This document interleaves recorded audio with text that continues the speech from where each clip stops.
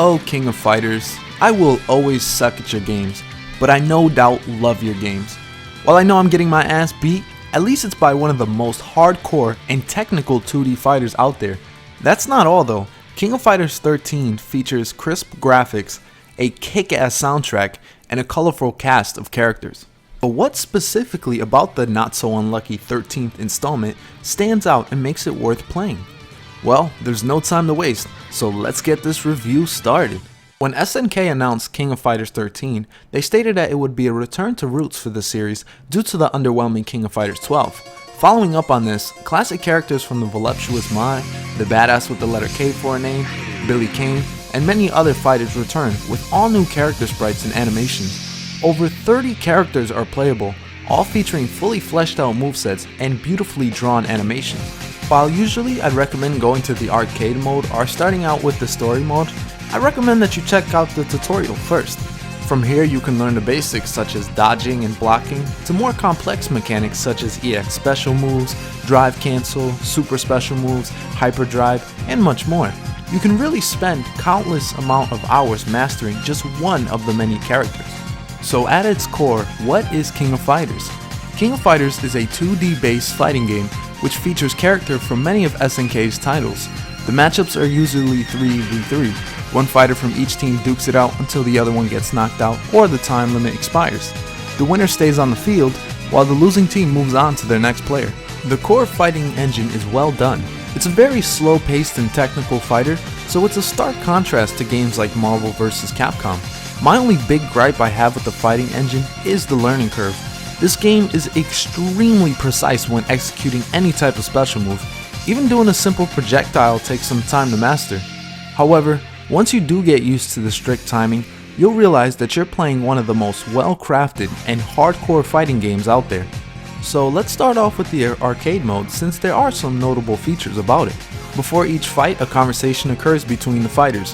While people unfamiliar to the series might not understand the point of these, it's a nice little feature to see the cast interacting with each other and even referencing the earlier titles.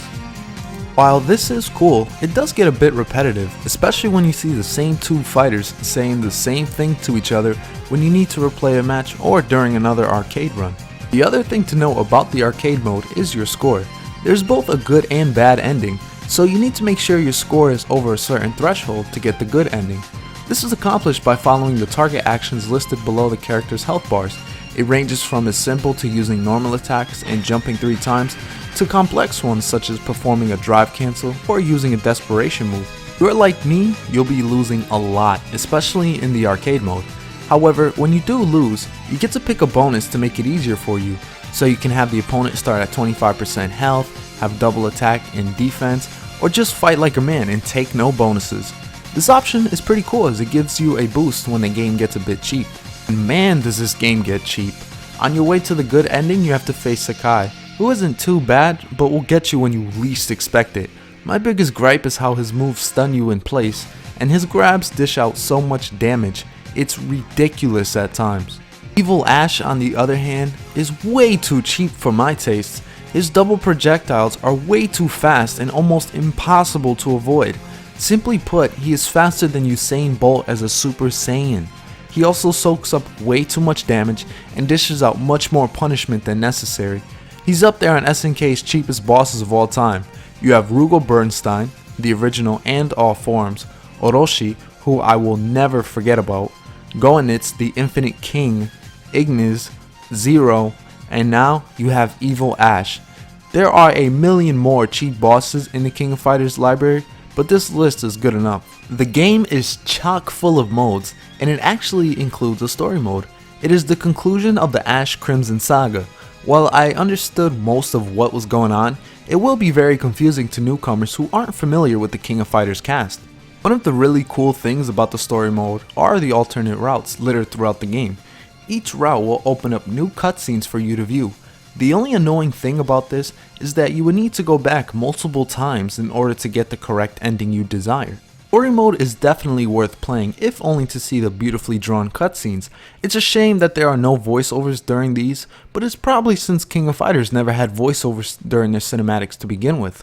But this game was just released just a few years ago. It could have made for a decent anime with Japanese voiceovers.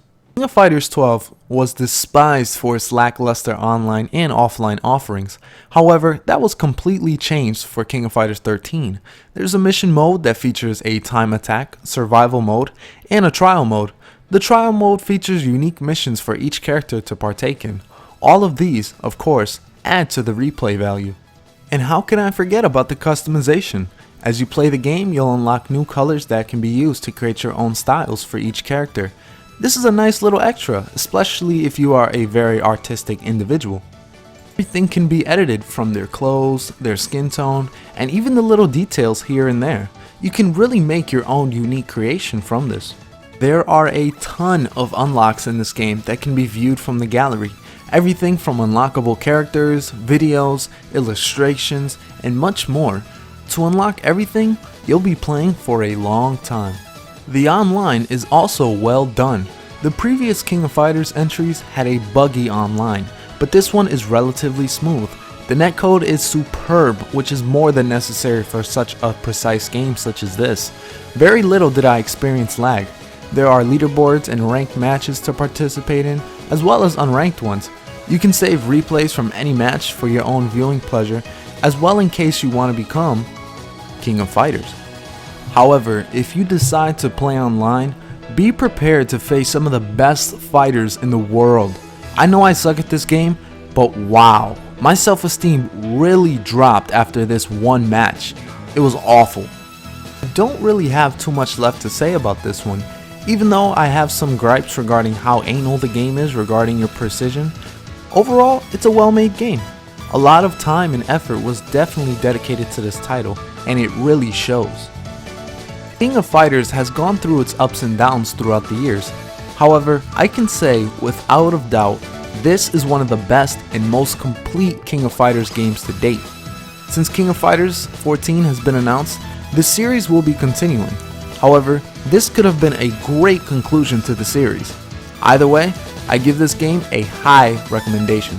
While I admit this game isn't for everyone, it is definitely worth at least checking it out. Even though I struggle to get far because I suck, I still enjoy it. The graphics are amazing, the soundtrack is very enjoyable, and the gameplay is phenomenal.